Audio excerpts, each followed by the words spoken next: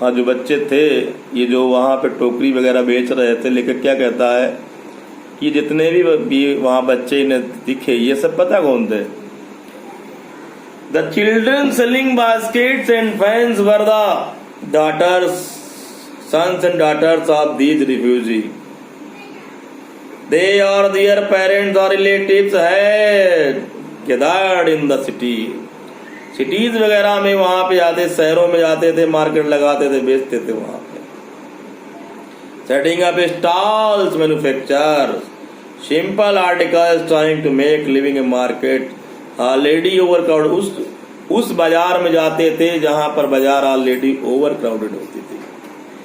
They lived in cloth and green sheds that lined the street. और गली कूचों में जहां पर बेचारे जो लोग थे वहां पे वो झोपड़ी बना करके रहते थे शरणार्थी लोग. राज सेट्स वगैरह बने हुए थे. द एवरेज, आप अब बताते हैं कि मोस्टली जो इनमें जो ये शरणार्थी थे किसान थे ज्यादातर, और इनका जो इनकी एनुअल इनकम कहते हैं, the peasants among these refugees had been acquainted to little all their lives.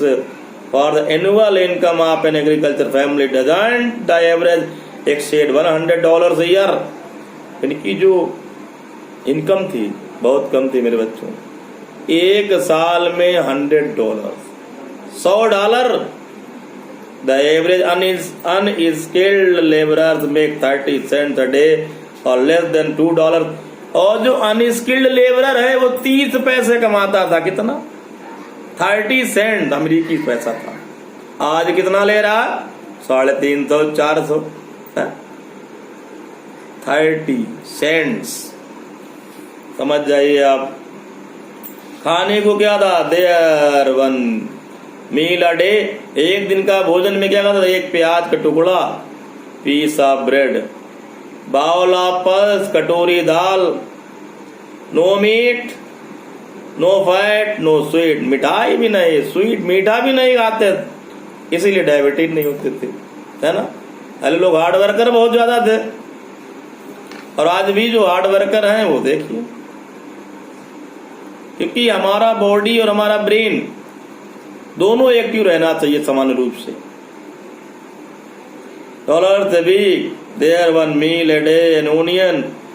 $100 a year is not $2 a week. $100 जो थे साल में, मतलब एक सप्ताह में $2 भी नहीं होते थे बच्चों मेरे. बेचारे बहुत गरीब लोग थे वो.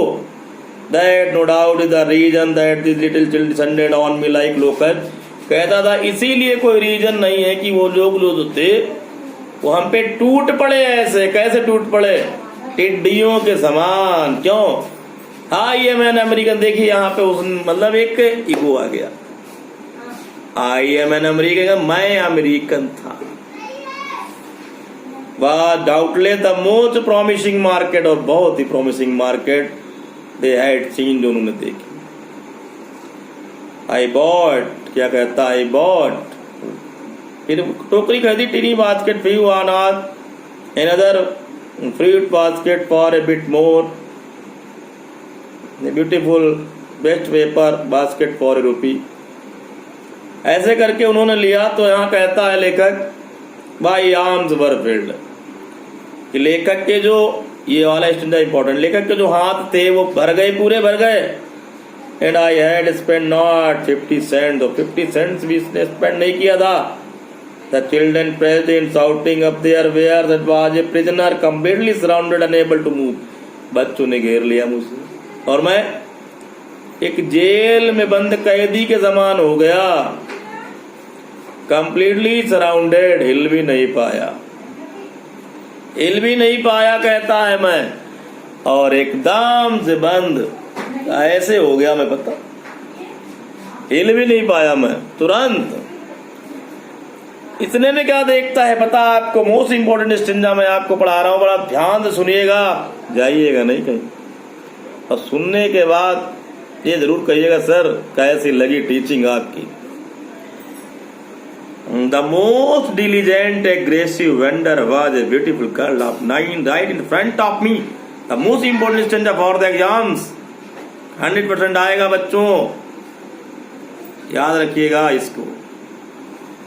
अब 100% का ये मतलब नहीं मुझे पता है, लेकिन मैं अपने एक्सपीरियंस से कह रहा हूं आपसे। वहां ये मत बता दीजिए कि वो तो गुरुजी कह रहे 100% आएगा तो अब नहीं आया।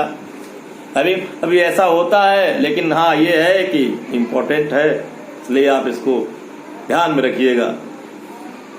The most diligent was prisoner complete, the most diligent aggressive vendor was a beautiful girl of 9 right in front of me. क्या देखता है? बहुत ही डिलीजेंट, मेहनती, लेबोरियस, एग्रेसिव माने आक्रामक, वेंडर माने विक्रेता, was a beautiful girl of 9 years, 9 वर्ष की सुंदर सी कन्या मेरे सामने खड़ी थी, मेरे सामने खड़ी थी। She had a lovely basket with a hand, बहुत ही अच्छी बास्केट थी। She wanted ₹1.50 for it on and about 30 cents she was an earnest pleader. बड़ा वो रिक्वेस्ट कर रही थी, बहुत ही कृतज्ञता से वो। There were tears in her eyes, की आंखों में आंसू थे। She please and begged in tone and would wring any heart, किसी का भी हृदय वो बड़ा मतलब द्रवित कर सकती थी।